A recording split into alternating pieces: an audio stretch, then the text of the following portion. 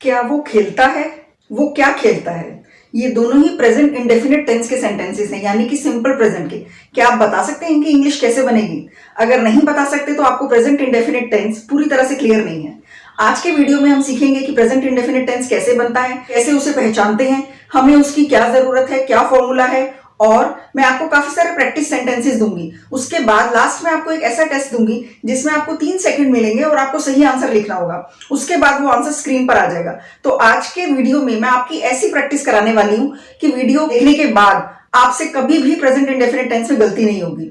और एक ऐसा फॉर्मूला दूंगी, सबसे ज्यादा प्रॉब्लम डू और डस के यूज में होती है प्रेजेंट इंडेफिनिट टेंस में। इस फॉर्मूला के बाद आप डू और डस के प्रयोग में कभी भी गलती नहीं करेंगे। तो शुरू करते हैं अपने वीडियो को। My name is Meenu, you are watching me on Meenu English, let's begin. सबसे पहली बात, प्रेजेंट इंडेफिनिट टेंस क्या है? इंडेफिनिट का मतलब होता है अनिश्चित और टेंस का मतलब होता है काल। ये कोई अनिश्चित चीज है, जो काम है वो होता है, कब खत्म होगा हमें कुछ नहीं पता। हमें सिर्फ इतना पता है कि वो काम होता है। जैसे एक वाक्य लेते हैं, राम स्कूल जाता है, तो राम स्कूल कब जाता है, कब गया, कितने बजे वापस आया, वो हमें कुछ नहीं पता। उसके जाने आने का वक्त अनिश्चित है। सिर्फ इतना पता है कि ये काम होता है। इसके अंदर ऐसे सेंटेंसेस आते हैं जिनमें लास्ट में लगा हो ता है, ती है, ते हैं, ता हूं, ती हूं। जैसे मैं खाना खाती हूं, वो स्कूल जाता है, वो पढ़ती है, वो लोग खाना खाते हैं, वो लोग खेलते हैं, बच्चे सोते हैं, रमेश फिल्म देखता है, पिंकी गाती है। इस तरह के सारे सेंटेंसेस जिसमें हमें ये पता है कि बस ये अनिश्चित काल वाला सेंटेंस है कि ये काम कब होता है, कब खत्म हुआ, कब शुरू हुआ, वो नहीं पता। इस तरह से आप इसको पहचान पाएंगे। और प्रेजेंट इंडेफिनिट टेंस यूज कहां पर होता है? सबसे ज्यादा ये यूज होता है, मान लो आप किसी को अपनी डेली रूटीन बता रहे हो। आप किसी को कह रहे हो मैं सुबह उठता हूं, मैं ये करता हूं, फिर मैं ये करता हूं, फिर मैं ये करता हूं, फिर मैं ये करता हूं। सबसे ज्यादा वहां यूज होता है। उसके अलावा ये ऐसी जगहों पर यूज होता है जैसे कि कोई चीज है जो हमेशा होती है, रेगुलर। जैसे सूरज पश्चिम में अस्त होता है, सूर्य पूरब में उगता है, वहां पर सवेरा होता है, रोज रात होती है। ऐसी चीजें जो बिल्कुल यूनिवर्सली ट्रू है, मतलब हमेशा ही होती रहती हैं। इन चीजों में आप इस टेंस को सबसे ज्यादा यूज करते हैं। तो अब हम सीखेंगे कि इस टेंस को इंग्लिश में ट्रांसलेट कैसे करेंगे। तो सबसे पहले हम देखते हैं इसमें हम क्या फॉर्मूला लगाएंगे। इसमें जो फॉर्मूला लगेगा वो होगा सब्जेक्ट प्लस वर्ब, वर्ब की फर्स्ट फॉर्म, उसके बाद एस या ईएस, और उसके बाद ऑब्जेक्ट। ये फॉर्मूला है एफर्मेटिव सेंटेंसेस का, मतलब कि ऐसे वाक्य जिनमें नहीं का प्रयोग ना हो। जैसे मैं खाना खाती हूं, ये एफर्मेटिव है, मैं खाना नहीं खाती हूं, ये नेगेटिव है। तो एफर्मेटिव सेंटेंसेस के लिए ये फॉर्मूला है। अब आप पूछेंगे सब्जेक्ट क्या होता है? सब्जेक्ट वो होता है जिसके बारे में बात की जा रही हो, या जिसने काम किया हो, या जो काम कर रहा हो या काम करता हो। इसके ऊपर मैंने एक पूरा अलग से वीडियो बनाया है कि सब्जेक्ट क्या होता है, वर्ब क्या होता है और ऑब्जेक्ट क्या होता है। इन तीनों को पूरा डिटेल में समझाया है। आप उस वीडियो को जरूर देखिएगा ताकि आपको समझ में आ जाए, ये कॉन्सेप्ट क्लियर हो जाए। पर मैं अभी आपको शॉर्ट में बता देती हूँ। सब्जेक्ट वो होता है जिसके बारे में बात की जा रही हो या जो कोई काम कर रहा हो। वर्ब वो होता है जो हमारा क्रिया है, यानी कि खाना, सोना, पहनना, गाना, पीना, ये सब हमारे मुख्य क्रिया हैं। जो भी कार्य हम करते हैं उसको बोलते हैं वर्ब। अब ये एस या ईएस ये लगेगा हमारे वर्ब की फर्स्ट फॉर्म के साथ। अब जो भी क्रिया है, जैसे प्ले है, प्ले एक वर्ब है, उसकी first form, second form, third form, verb की फॉर्म्स जो कि फर्स्ट, सेकंड, थर्ड फॉर्म्स हैं, उन पर भी मैंने एक पूरा वीडियो बनाया हुआ है। तो वो आप देख सकते हैं, जिससे आपको ये समझ में आ जाए वर्ब की फर्स्ट फॉर्म क्या होती है। तो गो की फर्स्ट फॉर्म है गो, सेकंड फॉर्म है वेंट, थर्ड फॉर्म है गॉन। तो यहां पर वर्ब की फर्स्ट फॉर्म आएगी, उसके साथ एस या ईएस लगेगा। अब एस या ईएस कैसे लगेगा वो मैं आपको अभी बताऊंगी। उसके बाद लगेगा हमारा ऑब्जेक्ट। ऑब्जेक्ट क्या होता है? कर्ता, यानी कि सब्जेक्ट काम करता है, मतलब कि क्रिया करता है, तो उस क्रिया का, उस कार्य का असर जिस पर पड़ता है उसे बोलते हैं ऑब्जेक्ट। सब्जेक्ट, वर्ब और ऑब्जेक्ट को पूरा डिटेल में समझना है तो आप मेरा दूसरा वीडियो देखिए जिसमें मैंने पार्ट्स ऑफ सेंटेंस सिखाया हुआ है।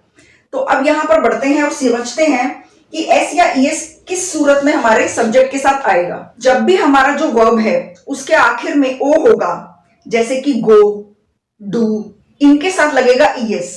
तो गो का बन गया गोज, डू का बन गया डज। इस तरह से आप ईएस लगा देंगे तो वो आपका यूज होगा प्रेजेंट इंडेफिनिट टेंस में। ऐसे मेन वर्ब्स जिनके आखिर में डबल एस या एसएच हो, जैसे कि वॉश, वॉश मतलब धोना, उनके आगे लगेगा ईएस। जैसे कि वॉश का बन जाएगा वॉश प्लस ईएस, वॉशेज। अगर विश होगा तो बन जाएगा विश प्लस ईएस विशेज।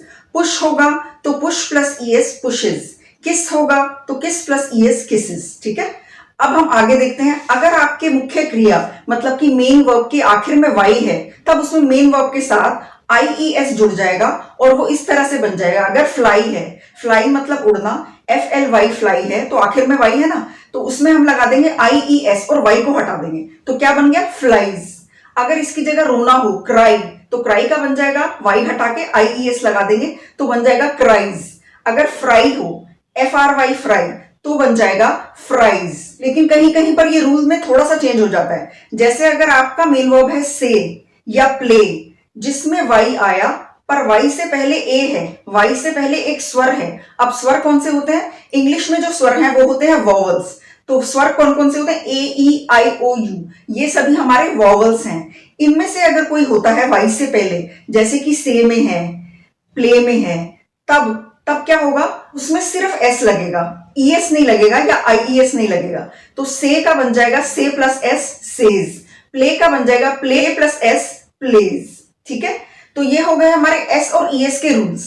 अब मैं आपको ये बताती हूं किन किन सब्जेक्ट्स के साथ हमें एस या ईएस वाला फॉर्मूला लगाना है। अब मैं आपको देने वाली हूं एक ऐसा मैजिकल फॉर्मूला जिससे आपका प्रेजेंट इंडेफिनिट मतलब कि सिंपल प्रेजेंट टेंस का सेंटेंस कभी गलत नहीं होगा। ये फॉर्मूला क्या है कि जब भी कभी आपके सब्जेक्ट अगर सिंगुलर है यानी कि एक वचन है, सिंगुलर एक वचन मतलब कि जैसे राम है, एक बच्चा है, जब भी कोई एक वचन है यानी कि सिंगुलर है, तब आ जाएगा आपका एस ईएस या डज। एस ईएस आएगा या तो सेंटेंस में हमेशा सिंपल प्रेजेंट के, या फिर डज। डज होगा तो एस ईएस नहीं होगा, एस ईएस होगा तो डज नहीं होगा। यानी कि या तो डज एस ईएस होगा या फिर डज होगा, दोनों एक साथ नहीं हो सकते। डज ही प्लेज फुटबॉल नहीं हो सकता। अगर डज है तो एस नहीं होगा, एस है तो डज नहीं होगा। ठीक है, तो ये क्या है कि ये सिर्फ तब लगेंगे जब सब्जेक्ट एक वचन होगा मतलब कि सिंगुलर होगा। और डू कब लगेगा? डू लगेगा प्लूरल यानी कि जब बहुवचन होगा, सब्जेक्ट आपका बहुवचन हो, जैसे वो लोग मतलब दे, हम लोग, वी, बच्चे, चिल्ड्रन। इस तरह से जब भी बहुवचन है मतलब कि ज्यादा लोग हैं एक से, तब आपका लगेगा डू। सिर्फ एक एक्सेप्शन है इस रूल में कि आई और यू के साथ भी हमेशा डू लगेगा, मतलब आई और यू के साथ एस ईएस या डज नहीं आ सकता।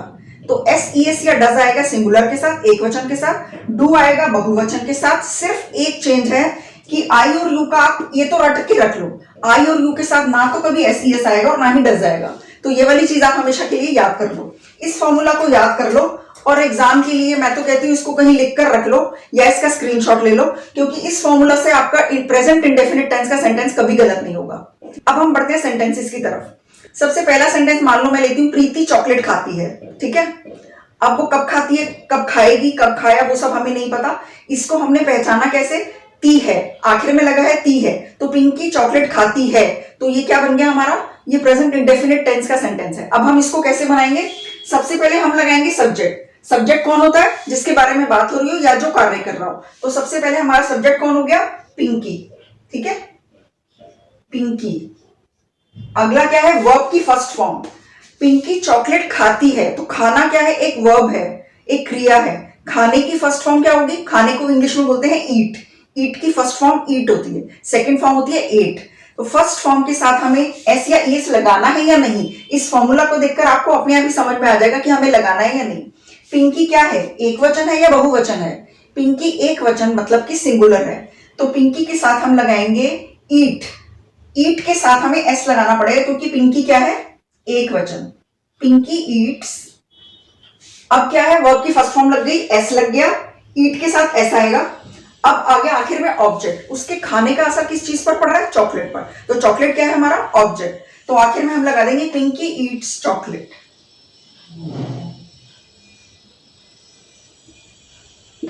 इस तरह से आपका सेंटेंस बनेगा। ये सिंपल सेंटेंसेस है, मतलब कि एफर्मेटिव सेंटेंसेस हैं जिनमें नहीं का इस्तेमाल नहीं किया गया है। तो इस तरह के अभी कुछ सेंटेंसेस की हम प्रैक्टिस करेंगे, उसके बाद हम बढ़ेंगे नेगेटिव सेंटेंसेस की तरफ। नेगेटिव सेंटेंसेस मतलब कि जिनमें ना का प्रयोग किया जाता है। जैसे कि अब इसमें मैं एक और सेंटेंस लेती हूँ, राम फुटबॉल खेलता है। तो राम फुटबॉल खेलता है को कैसे बनाएंगे? सबसे पहले सब्जेक्ट कौन है? राम। तो सबसे पहले हमें लिखना होगा राम। वर्ब क्या है? खेलने को कहते हैं इंग्लिश में प्ले। ठीक है, तो प्ले के साथ हमें एस या ईएस लगाना है या नहीं, वो हम देखेंगे अपने फॉर्मूला से। राम क्या है? सिंगुलर है, एक वचन है, तो राम के साथ हमें एस लगाना पड़ेगा। तो राम प्लेस, मैंने आपको बताया था आखिर में ए वाई है तो एस आएगा। तो राम प्लेस, अब क्या हुआ, ऑब्जेक्ट क्या है, उसके खेलने का असर पड़ रहा है फुटबॉल पर। तो राम प्लेस फुटबॉल, क्या बन गया, राम फुटबॉल खेलता है, राम प्लेस फुटबॉल। अब अगर मैंने ये सेंटेंस बनाया कि मैं बाजार जाती हूं, ठीक है, मैं बाजार जाती हूं, तो अब क्या आया, सबसे पहले सब्जेक्ट कौन है, मैं को इंग्लिश में बोलेंगे आई, तो मैं सबसे पहले लगाऊंगी आई, सब्जेक्ट में लगाऊंगी आई। उसके बाद वर्ब क्या है, जाने को इंग्लिश में बोलते हैं गो, तो आई गो। अब गो के साथ एस या ईएस आएगा या नहीं वो हम फॉर्मूला में देखेंगे।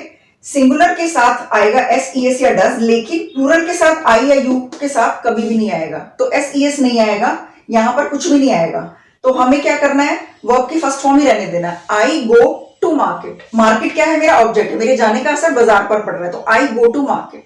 रवि गाना गाता है, ठीक है, रवि गाना गाता है। अब रवि क्या है, हमारा सब्जेक्ट, सब्जेक्ट मतलब कि कर्ता, तो सबसे पहले हम बोलेंगे रवि। उसके बाद गाने को बोलते हैं सिंग, सिंग हमारा क्रिया है, वर्ब है। सिंग के साथ एस या ईएस आएगा या नहीं, क्योंकि रवि सिंगुलर है, एक वचन है, तो रवि सिंग्स, सिंग के साथ लग गया S, Ravi sings a song, उसके गाने का असर पड़ रहा है उस गाने पर, तो सॉन्ग, सॉन्ग हो गया हमारा ऑब्जेक्ट। अगर मैं ये कहना चाहती हूँ कि तुम सोते हो, तुम सोते हो, तो तुम क्या हो गया, हमारा सब्जेक्ट हो गया, सब्जेक्ट में आ गया यू। यू के बाद अब सोने को इंग्लिश में बोलते हैं स्लीप, तो स्लीप हमारा हो गया वर्ब, वर्ब की फर्स्ट फॉर्म क्या है, स्लीप, तो यू स्लीप। अब उसमें एस या ईएस आएगा या नहीं, एस या ईएस नहीं आएगा, क्योंकि एस या ईएस सिर्फ सिंगुलर के साथ आता है। तो आप सोते हो, यू स्लीप। अगला सेंटेंस लेते हैं, अमित घर आता है। तो अमित क्या है, हमारा सब्जेक्ट, क्योंकि उसके बारे में बात हो रही है। तो सबसे पहले सेंटेंस में क्या आएगा, अमित, और इसको कैसे पहचाना हमने कि सिंपल प्रेजेंट टेंस है, ता है, आखिर में क्या है इसके, ता है। तो अमित घर आता है, सबसे पहले आ जाएगा अमित। आने को इंग्लिश में बोलते हैं कम, कम की फर्स्ट फॉर्म होती है कम, तो अमित कम, कम की फर्स्ट फॉर्म लगाई कम। उसके बाद देखो अमित क्या है, सिंगुलर है, एक वचन है, अमित कम, उसके बाद एस लग गया, अमित कम्स होम। कहां आता है वो, घर आता है, तो उसके आने का असर कहां पड़ा, घर पर, तो घर हो गया हमारा ऑब्जेक्ट, अमित कम्स होम। ये हो गए हमारे सिंपल प्रेजेंट टेंस के एफर्मेटिव सेंटेंसेस, मतलब कि जिनमें नहीं का प्रयोग नहीं किया गया है। अब मैं आपको बताने वाली हूं कि हम नेगेटिव सेंटेंसेस किस तरह से बनाएंगे। ये है हमारा नहीं वाले वाक्य, यानी कि नेगेटिव सेंटेंसेस का फॉर्मूला। इसमें क्या होगा, जैसे पहला सेंटेंस मैंने लिया था, पिंकी चॉकलेट खाती है, ठीक है। अगला सेंटेंस है, पिंकी चॉकलेट नहीं खाती है। अब इसमें भी आखिर में ती है आ रहा है, मतलब कि सिंपल प्रेजेंट का सेंटेंस है, लेकिन नहीं है, पिंकी चॉकलेट नहीं खाती है, तो ये क्या हो गया, सिंपल प्रेजेंट का ही नेगेटिव सेंटेंस। इसको किस तरह से बनाया जाएगा, सबसे पहले हमको लगाना होगा सब्जेक्ट, उसके बाद डू या डज, तो वो हम यहाँ फॉर्मूला से देखेंगे।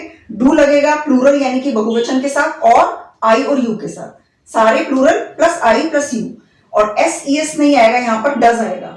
एस ईएस या डज में से कोई एक चीज आएगी, तो डज आएगा यहाँ पर, डू या डज में से कुछ। तो डज कहाँ लगता है, सिंगुलर, मतलब कि एक वचन के साथ, ठीक है। इसी फॉर्मूला से हम डू और डज को लगाएंगे। अब उसके बाद डू और डज के बाद आ जाएगा नॉट, नहीं, उसके बाद वर्ब की फर्स्ट फॉर्म, और उसके बाद ऑब्जेक्ट। तो सबसे पहले एक सेंटेंस को बनाकर देखते हैं, पिंकी चॉकलेट नहीं खाती है। तो पिंकी क्या है, जो हमारा करता है, मतलब कि सब्जेक्ट है, तो सबसे पहले हम लिखेंगे पिंकी, क्योंकि पिंकी सब्जेक्ट है। अब पिंकी के बाद क्या आना है, डू या डज, तो डू लगाएंगे या डज लगाएं। डू तो तब आएगा जब प्लूरल होगा या आई होगा या यू, तो ना तो ये प्लूरल है, ना आई है, ना यू है, ये तो सिंगुलर है, मतलब एक वचन है, तो हमें क्या लगाना होगा, does. Pinky does not, Pinky does not. अब वर्ब की फर्स्ट फॉर्म, खाने की इंग्लिश है ईट, ईट की फर्स्ट फॉर्म है ईट, डज नॉट ईट। अब क्या खाने की बात हो रही है, चॉकलेट खाने की, उसके खाने का असर पड़ रहा है चॉकलेट पर, तो Pinky does not eat chocolate, तो Pinky does not eat chocolate. ये हो गया हमारा सेंटेंस। उसी तरह से मैंने एक दूसरा सेंटेंस बोला था, रवि गाना गाता है, ठीक है। अब उसको चेंज कर देते हैं, रवि गाना नहीं गाता है, तो क्या बन जाएगा, रवि हमारा सब्जेक्ट है, रवि प्लस, अब रवि क्या है, रवि भी सिंगुलर, मतलब कि एक वचन है, तो रवि डज नॉट। और गाना गाने को क्या कहते हैं, गाने को कहते हैं सिंग, और जो गाना होता है उसे बोलते हैं सॉन्ग। रवि डज नॉट सिंग, मतलब कि गाना, गाने की फर्स्ट फॉर्म है, सिंग की फर्स्ट फॉर्म है सिंग, और क्या क्या गाता है वो, गाना। Ravi does not sing a song, गाने पर असर पड़ रहा है उसके गाने का, तो Ravi does not sing a song. उसी तरह से अगर मैं बोलूं मनोज घर आता है, ठीक है, मनोज घर आता है, तो मनोज क्या है, हमारा सब्जेक्ट। तो यहां पर एक सेंटेंस अगर मैं बनाऊं, तो सबसे पहले आ गया मनोज, ठीक है, घर आता है, आने की इंग्लिश क्या होती है? कम। लेकिन उससे पहले क्या लगेगा? मनोज घर आता है। क्या उसमें ये फॉर्मूला लगेगा? आप एक बार सोचकर बताइए। ये फॉर्मूला लग ही नहीं सकता क्योंकि ये नेगेटिव सेंटेंस नहीं है। डू या डज कुछ नहीं लगेगा। मनोज घर आता है तो मनोज कम्स होम। अब ये सेंटेंस यहाँ पर ये फॉर्मूला सिर्फ तब लग सकता है अगर मैं बोलूं मनोज घर नहीं आता है। तो अगर मनोज घर नहीं आता है तब नहीं के लिए लग जाएगा नॉट, और डू या डज में से क्या लगेगा? मनोज है सिंगुलर, तो मनोज डज नॉट। आने के लिए हम लगाएंगे come. Manoj does not come. कहां आता है वो? Home. Manoj does not come home. ठीक है। जिसमें नहीं है उसमें ये वाला फॉर्मूला नहीं लगेगा। अगला हम सेंटेंस ले सकते हैं, बच्चे फुटबॉल खेलते हैं। ठीक है, बच्चे फुटबॉल खेलते हैं, तो ये तो हो गया एफर्मेटिव। इसकी इंग्लिश तो इससे पिछले वाले फॉर्मूला से बनेगी, चिल्ड्रन प्ले फुटबॉल। अब लेकिन अगर हमें इसका नेगेटिव बनाना है, वो कैसे बनेगा? बच्चे फुटबॉल नहीं खेलते हैं, ये बनाना है हमें। तो बच्चे क्या है? सब्जेक्ट है, तो बच्चे को इंग्लिश में क्या बोलेंगे? चिल्ड्रन। तो सबसे पहले मैं ये सब्जेक्ट के साथ लिखूंगी चिल्ड्रन, तो नहीं, तो इसका मतलब ये वाला फॉर्मूला लगेगा। तो बच्चों के साथ डू आएगा या डज आएगा? क्योंकि बच्चे क्या हैं? बच्चे प्लूरल है ना, बहुवचन, बच्चे तो एक से ज्यादा हैं, तो बच्चे के साथ आएगा डू क्योंकि प्लूरल है। तो चिल्ड्रन डू, डज नहीं आएगा, not, children do not. Verb की फर्स्ट फॉर्म, खेलने को इंग्लिश में बोलते हैं play. Children do not play, खेलते हैं वो football. Children do not play football, बच्चे फुटबॉल नहीं खेलते हैं। प्रीति स्कूल नहीं जाती है। प्रीति सब्जेक्ट आ गया सबसे पहले प्रीति, उसके बाद डू या डज में से क्या आएगा? डज आएगा क्योंकि वो एक वचन है, सिंगुलर है। प्रीति डज नॉट, जाने को बोलते हैं go to school. Preeti does not go to school, वो मुझसे बात नहीं करता, तो वो को इंग्लिश में बोलते हैं ही। उसके बाद does not, he does not, क्योंकि ही जो है वो एक है, एक लड़के को बोलते हैं ही, तो वो क्या हो गया? सिंगुलर, मतलब एक वचन। ही डज नॉट, बात करने को बोलते हैं talk. He does not talk to me, मैं हूं ऑब्जेक्ट, क्योंकि उसके बात करने का या नहीं बात करने का असर मुझ पे पड़ेगा। He does not talk to me. इस तरह से बनते हैं आपके नेगेटिव सेंटेंसेस, यानी कि नहीं वाले वाक्य। अब हम बनाएंगे इंट्रोगेटिव सेंटेंसेस, मतलब कि वो वाक्य जिनमें कोई सवाल पूछा जाता है। ये वाला फॉर्मूला लगाएंगे हम अपने प्रश्नात्मक वाक्यों में, यानी कि इंट्रोगेटिव सेंटेंसेस में। जैसे एक सेंटेंस है, सबसे पहले मैंने बोला क्या पिंकी चॉकलेट खाती है, फिर मैंने बोला पिंकी चॉकलेट नहीं खाती, और वो बन गया नेगेटिव सेंटेंस। उसी का इंट्रोगेटिव सेंटेंस अगर हम बनाना चाहें तो क्या हो सकता है? क्या पिंकी चॉकलेट खाती है, तो ये बन गया हमारा प्रश्नात्मक वाक्य। तो इसको किस तरह से बनाया जाएगा? सबसे पहले हम यहाँ पे सेंटेंस लिखते हैं, क्या पिंकी चॉकलेट खाती है। तो इसमें हमने पहचाना कैसे? सबसे पहले हम इसमें ये देखेंगे कि आखिर में क्या है? ती है। क्या पिंकी चॉकलेट खाती है, इसमें आखिर में ती है लगा, इसका मतलब ये प्रेजेंट इंडेफिनिट टेंस का ही सेंटेंस है, लेकिन इंट्रोगेटिव सेंटेंस है। अब इसको किस तरह से बनाएंगे? सबसे पहले आएगा इसमें WH फैमिली। WH फैमिली जो होते हैं वो हर सेंटेंस में नहीं लगाते, इसको तब लगाया जाता है जब किसी भी वाक्य, किसी भी सवाल का जवाब अगर हाँ या ना में नहीं हो, तब हम इसको यूज करेंगे, नहीं तो इसको स्किप कर देंगे, इतने पार्ट को छोड़ देंगे और सिर्फ ये फॉर्मूला बचेगा। ठीक है, तो WH फैमिली कहां पर आएगी? जैसे मैंने बोला पिंकी क्या खाती है, इसका जवाब तो आप हाँ या ना में नहीं दे सकते, आपको कुछ जवाब देना पड़ेगा, आप हाँ या ना नहीं कह सकते। दूसरा वाक्य अगर मैं पूछती हूँ क्या पिंकी चॉकलेट खाती है, तो आप कह सकते हो हाँ या ना। तो इस वाक्य में हमको WH नहीं लगाना और ये आपका फॉर्मूला होगा। तो अभी हम पहले सिंपल सेंटेंसेस देखते हैं जिनमें WH फैमिली नहीं आएगा और सिर्फ इंट्रोगेटिव सेंटेंस होगा। तो यहाँ पर क्या होगा? सबसे पहले हम लगाएंगे डू या डज, मतलब सब्जेक्ट के बाद ना होकर डू या डज उससे पहले आ जाएगा। डू या डज अगर वाक्य की स्टार्टिंग में है, किसी सेंटेंस के बिल्कुल स्टार्टिंग में अगर डू या डज लगा है, तो ये एक सबसे बड़ी पहचान है कि ये एक सवाल है, इसी से आप पहचान सकते हैं। ठीक है, डू या डज लगाएंगे इसी फॉर्मूला के हिसाब से। अगर प्लूरल आई या यू है तो डू, अगर सिंगुलर है तो SES, तो एफर्मेटिव में आता है। अगर प्लूरल आई या यू है तो डू आएगा, अगर सिंगुलर यानी कि एक वचन है तो डज आएगा। ठीक है, डू या डज लगाने के बाद हम अपना सब्जेक्ट को लगा देंगे। इंट्रोगेटिव सेंटेंस में भी तो नहीं हो सकता है ना, नहीं, जैसे कि अगर मैं कह दूं क्या पिंकी चॉकलेट नहीं खाती है, क्या वो वहां नहीं जाता है, क्या वो घर नहीं आता है, तो इस तरह के वाक्य जिनमें क्या भी हो और नहीं भी हो, दोनों चीजें हो, तब आप नॉट लगा सकते हो। अगर नॉट लगाना होगा तो वो सब्जेक्ट के बाद आएगा, अगर नहीं चाहिए होगा तो इसको छोड़ देंगे। उसके बाद वर्ब की फर्स्ट फॉर्म और उसके बाद लास्ट में object.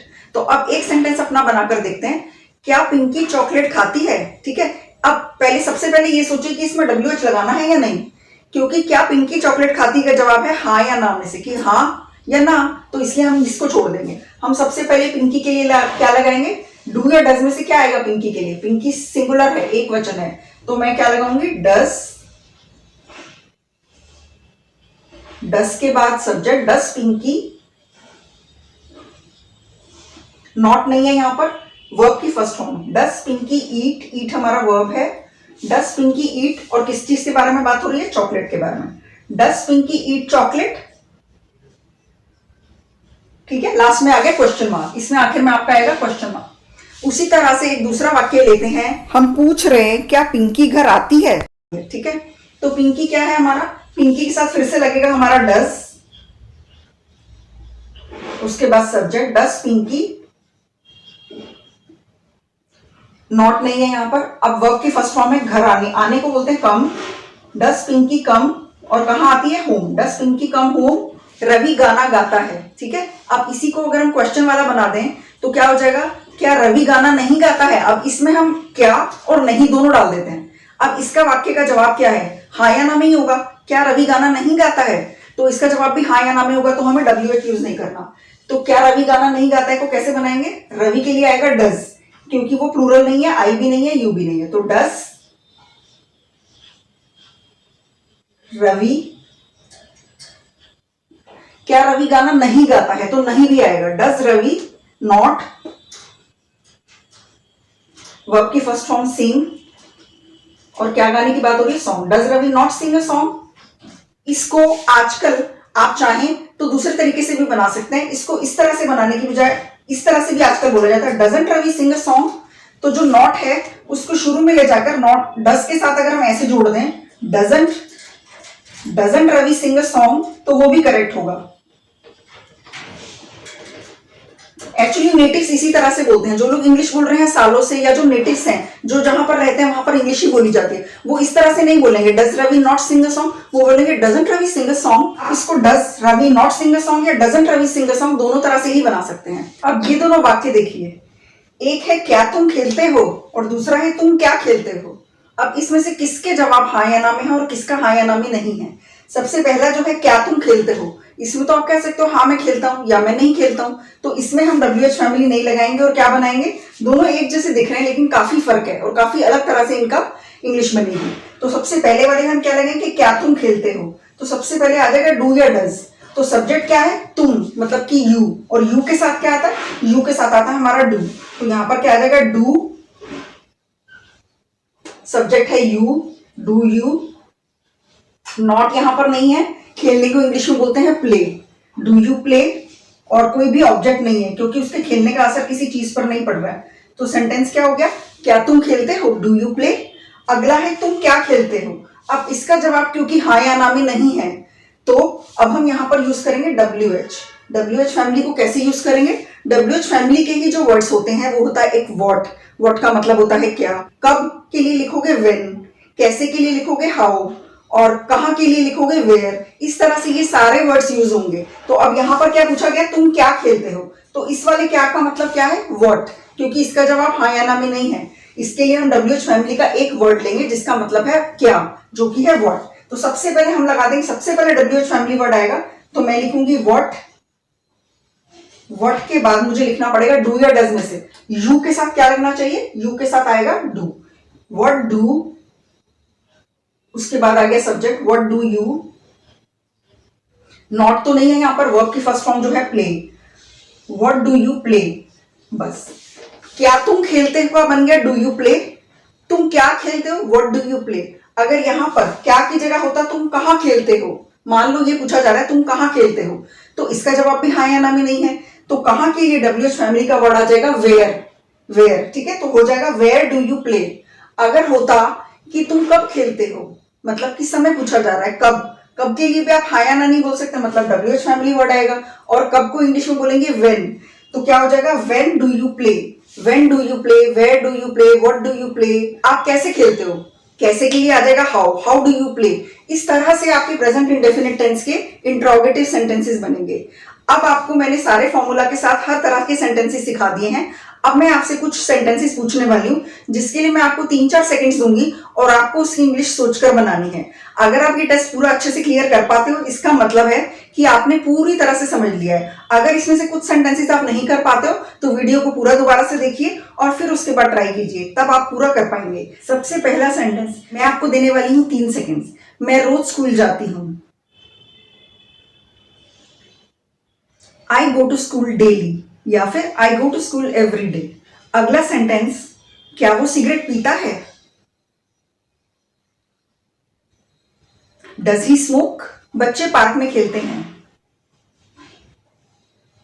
Children play in the park. वो क्या खाती है? What does she eat? तुम अखबार पढ़ते हो। You read newspaper. क्या वो अखबार नहीं पढ़ता है? Does he not read newspaper या फिर doesn't he read newspaper. मैं रोज नहाती हूं। I take bath daily. तुम रोज नहीं नहाते हो। You don't take bath daily या फिर you don't take bath every day. Preeti सोती है। प्रीति स्लीप्स। प्रीति नहीं सोती है। प्रीति डजंट स्लीप या प्रीति डज नॉट स्लीप। अब इसी को दूसरी तरह से बनाते हैं। क्या पिंकी नहीं सोती है? डज पिंकी नॉट स्लीप या डजंट पिंकी स्लीप। पिंकी कहाँ सोती है? Where does Pinky sleep. I hope कि आपको आज का लेसन अच्छे से समझ में आ गया होगा और आपको समझने में बहुत मजा आया होगा। प्रेजेंट इंडेफिनिट का ये वीडियो मैंने इस तरह से बनाया है कि अगर आपने इसको पूरा अच्छे से देखा होगा तो आपसे कभी भी प्रेजेंट इंडेफिनिट टेंस में गलती नहीं होगी।